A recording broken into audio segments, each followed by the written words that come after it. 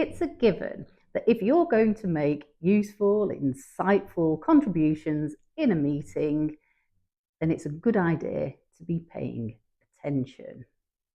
However, it's very easy to tune out.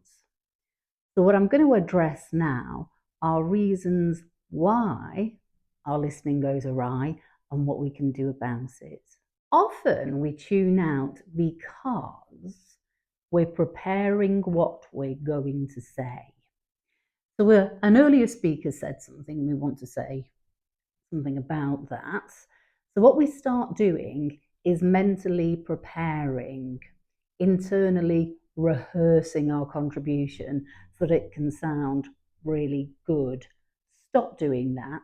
It doesn't matter if your contribution sounds perfect. What matters is that you're still listening to what's happening in the meeting. So rather than doing the mental prep, just write down a couple of words, and believe me, they will help to power you through your contribution. You do not need any more support. Another reason we stop listening is because we're starting to feel lost, and then we panic and give up. I mean, self-consciousness really is to blame for this. That fear of speaking up and asking for clarification because you don't understand a particular abbreviation or term.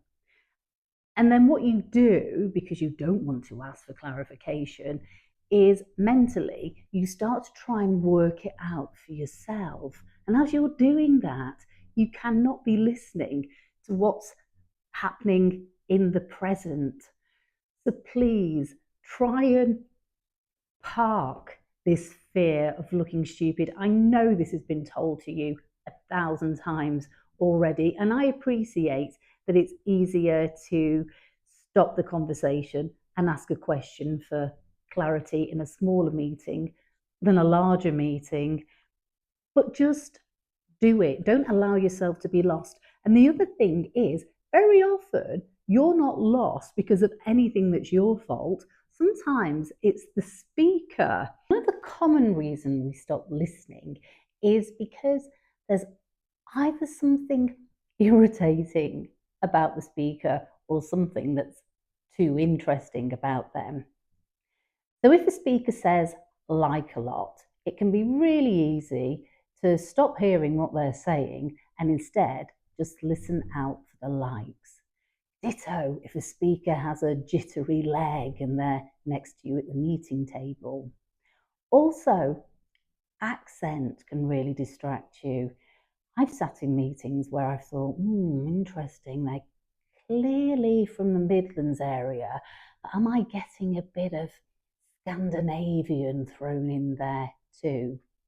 And I do remember one particular meeting being sat in where a speaker was making their contribution, but I could not listen, I could not hear a word he was saying because I was completely mesmerised by these amber eyes. Yes, amber eyes that he had.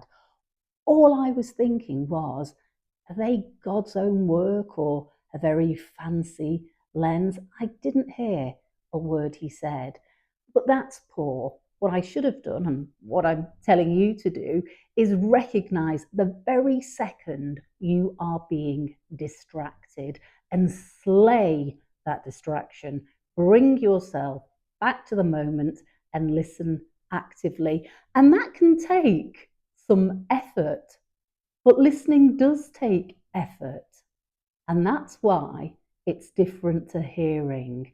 That's why we've got two separate words. It has a whole different nuance.